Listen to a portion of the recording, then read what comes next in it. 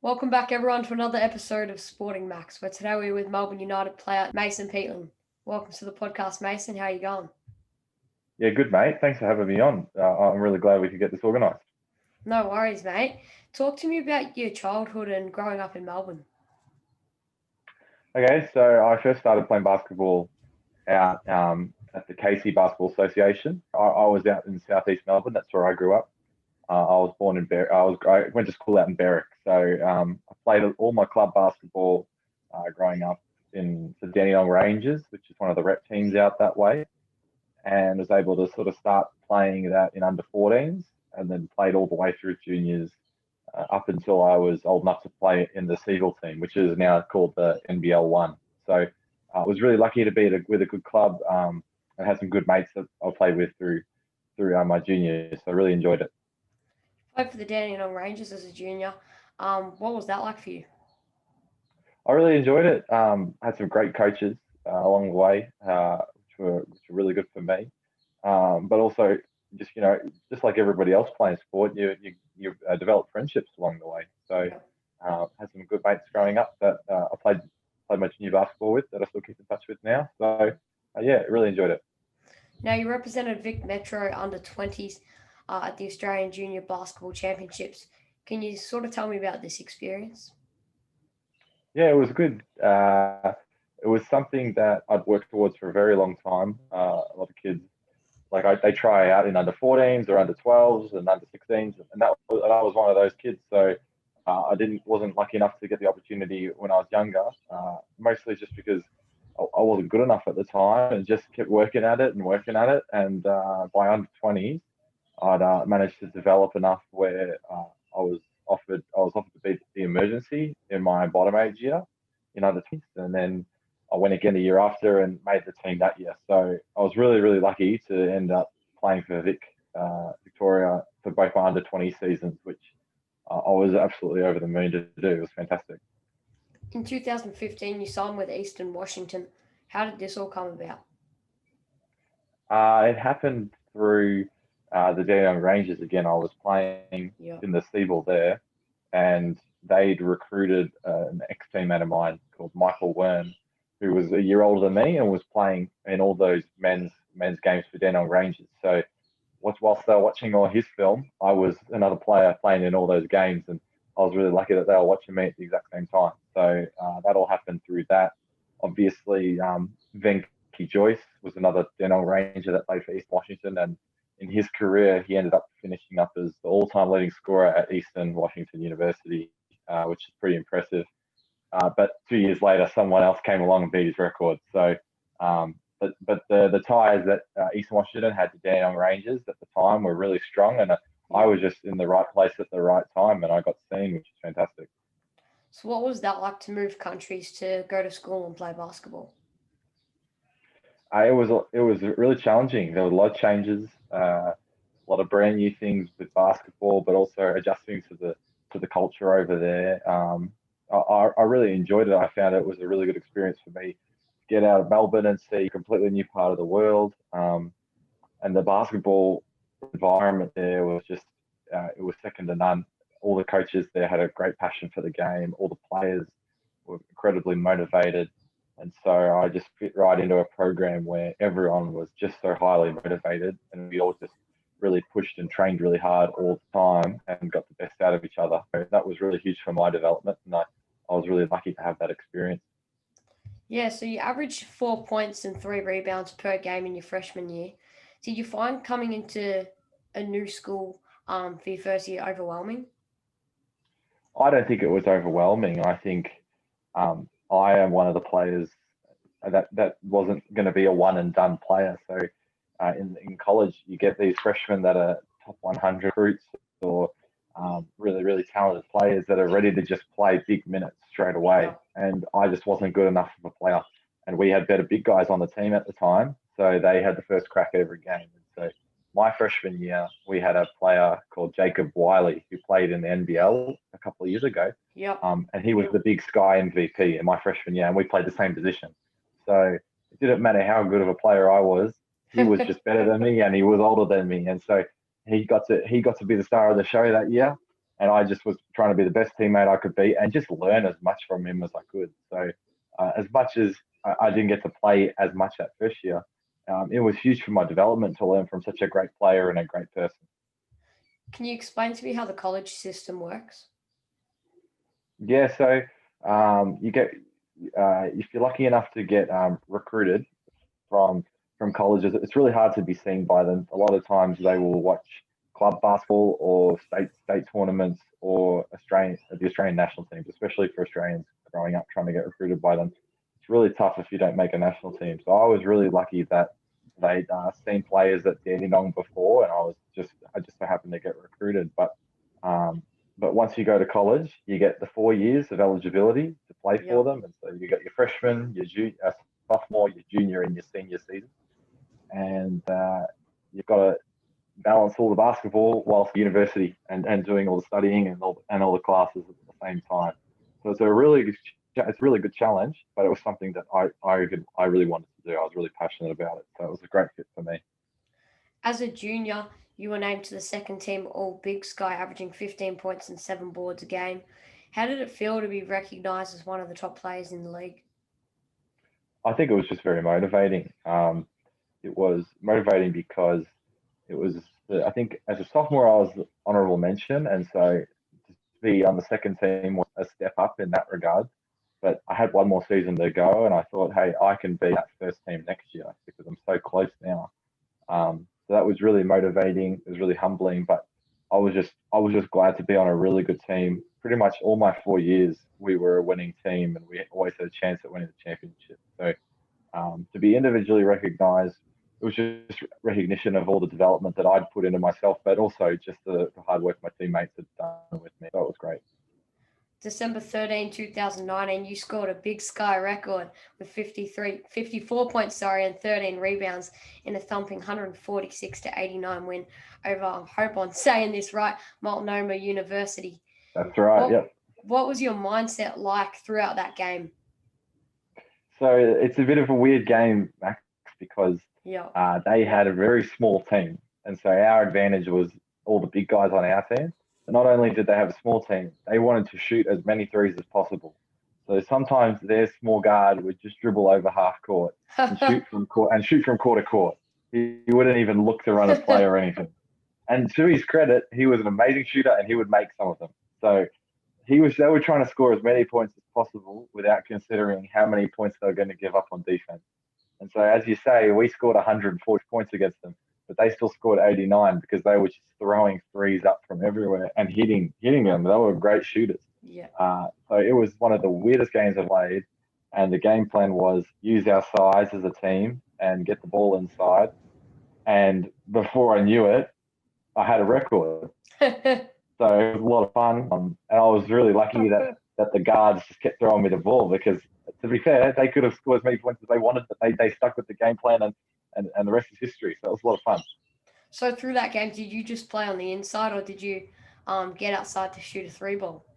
I shot 1 3, but the rest of it, we'd get the rebound and I would just run right to the rim and say, throw me the ball and lay it up and then do the same thing over and over again. So it happened pretty quickly. I only played 23 minutes. It was one of those games where I was going to play half the game and let the young guys play half the game.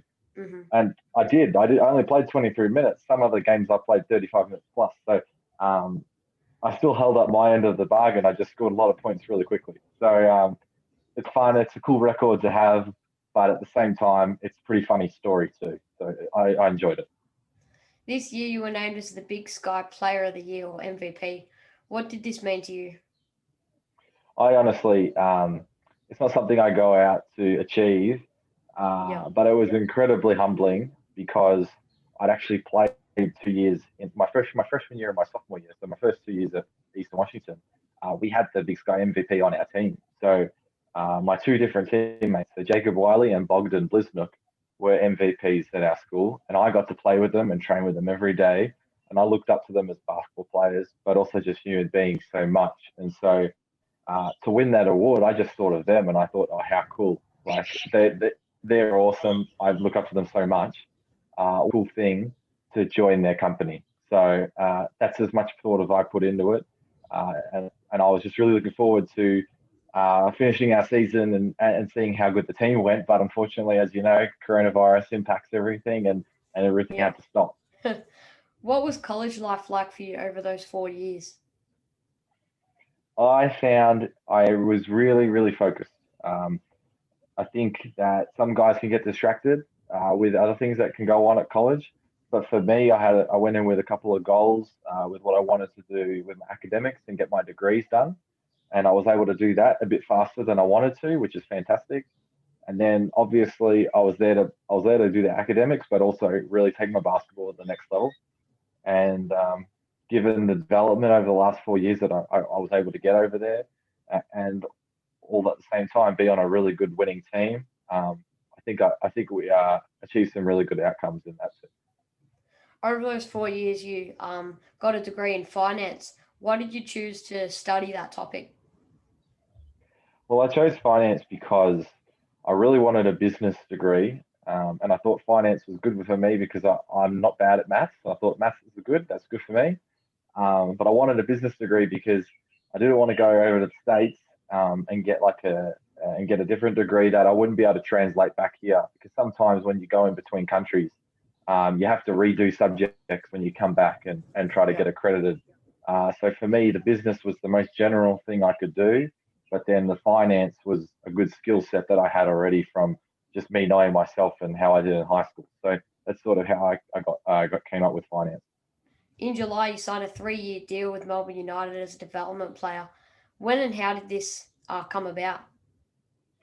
Well, as much as the pandemic was really bad for a lot of people, I was really lucky because I came back to Melbourne and I was able to train with Melbourne United a couple of times a week in their scrimmages and I play against their players. And so not only did I get to see the like NBL talent that they have, Yeah. their coaches got to see me play in person. I hadn't really been back in Australia for more than a couple of weeks. For 4 years, I was over in. Usually, college players they come back every off season and they train with clubs for a couple of months, and the NBL coaches can see them. Whereas for me, I was trying to get my degree done so fast, I had to stay during the summers to take extra classes. So I wanted to get it all done before I came back. So I didn't have that opportunity, and so coronavirus came. I, I came back from America early and I was able to train with the United and a little bit with the Phoenix too, Hmm. and just sort of get some extra basketball in between the two Melbs because that's where I am. And I was really lucky that they got to see me play as a person and evaluate me and see if I was someone they wanted to be part of their team. And so it was one of the best things that could have worked out for me. So, what was that like to train with both Melbourne teams? It was pretty cool because playing in the NBL was something I always to do growing up. And even going to college, as a basketball player, I thought I want to be as good a player as I can be. So if I ever have a chance to make the L, I've got the in the bank, and I've already put in all the work, and it was the first opportunity I'd ever had to come and train with these teams. So I put a lot of hard work in at Eastern Washington for a few years, and it was a great opportunity to sort of see the landscape and see the players that were here, and also a good opportunity for the coaches to look at me too. So I feel like I just really enjoyed it. What are you aiming to achieve at United? Well, every player will tell you that they want to win a championship. That's our team goal.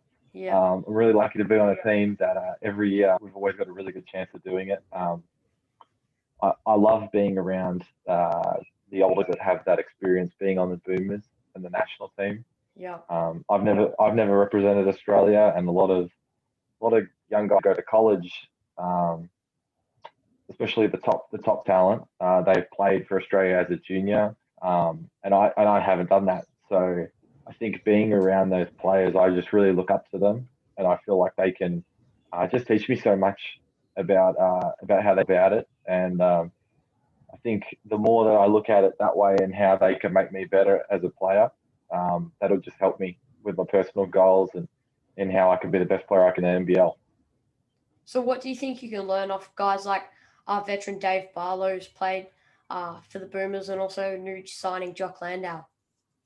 Yeah. So the best part about Jock and Dave Barlow is that I get to guard them at training every day. Yeah. So as much as they teach me about Mm. as they teach me about the game, and since we're on the same team, we're trying to win. I get to play against them, and I have to figure out how to stop them doing what they do. And they're such great players. So that's a huge part of my development is just trying to figure out how to defend them. And I get a lot of good tips from them. But they also beat me down too. They're pretty good players. So I've really enjoyed it. So have you figured out how to guard Jock Landau yet? Yeah, you get a double team. That's what you do. He's a fantastic talent. He can shoot the three. He's big and strong. He finishes really well. He passes out of the post. He's a really good pickup for us, and I can't wait to play with him. It's going to be a fun season. What's it like to train with a superstar shooter and elite defender like Chris Golding? Chris is a lot of fun too because just when you think he's got no room to move, he shoots a three right over you and sinks it. That's just the easiest shot for him. So he's been fantastic in my time at the club that I've been there, and I think he's one guy that's really benefited from the last few months having that extended preseason where he's got his body right and his shot is just unbelievable. Apparently, it's never looked better. That's what I've heard. I mean, I've only seen this Chris, and this Chris is pretty good. So it's been fun. New additions to the group with Jack White, Udi Baba, Scotty Hobson, and Jock Landau this off season, just to name a few. What's your perspective on having elite level guys like them come into the club? Well, it's pretty cool. It's a lot of fun to play basketball with those guys. I think the Jack White, I actually played on a couple of state teams in my under 20s. So Yeah. it's been a lot of fun reconnecting with him since we used to play against each other growing up all the time. So it's been really fun to see how his game's improved at Duke since coming back, me at Eastern Washington. And then in regards to the other guys, like Udi Baba and Jock, and we haven't seen Scotty yet, but every player on our team has a great skill set and can add something. I feel like everyone's going to accept their role really well, and everyone has something to bring to the table. So I think we've got a great roster, and I can't wait to see how it all fits together. Now, I reckon everyone's wondering at the moment, how's Udi Baba tracking? Everyone's wondering. Well, he's doing pretty good. I've really enjoyed watching him play. He plays at a great speed. He's a sneaky athlete. You don't think he can get there, and then he dunks it on your head. So Yeah. I think it'll be a lot of fun to watch. He fits in our group really well. He's been a joy to have in the club, and I think he just fits in really well. So he's been a great signing for us. How would you describe your game, and what can you bring to this group that can make United fans excited in NBL 21? I think I'm just physical.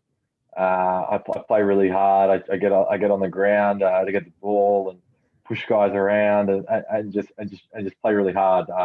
Run the floor really hard I try to play make a little bit, but don't do too much. I like to see myself as a guy that makes other guys' life easier. So the better screens I can set, the more rebounds I can grab, and the better defense I can play, I think that just makes everyone's life a bit easier. And so that's just my focus this year. And if the Melbourne United fans like it, well, that's fantastic too. How do you think NBL 21 is going to go for the club? I'm really hopeful that it ends up with a great season. I really like the pieces we've had and we've added to the team, and it's been great fun training these last few months with such a great squad, and that we all have a really good mindset on what our goal is as a team to win championship, and so we just can't wait for the season to get started. What would be your best advice to anyone trying to make their way into the NBL like yourself, as you dreamed of as a kid? I think you just got to do one step at a time and not look too far ahead, because there's a lot of things that have to go right along the way, and it's such a long journey here. Like, I'm not playing my first game in NBL till I'm almost 24 years old, and so some kids get there. Like, I don't know how old LaMelo was last year, but he was much younger than me, and so I'm just saying it can be a long journey, and just not look too far ahead and continue to put in the work and be patient with it, and oftentimes you'll end up going further than you think you can. So that's what I'd say. Thanks, Mason, for coming on the podcast and putting aside some of your time after training today to come on the podcast and have a chat. Absolutely, Max. Anytime. Thanks for having me. Thanks, Mason. Stay tuned, everyone, for some more Sporting Max.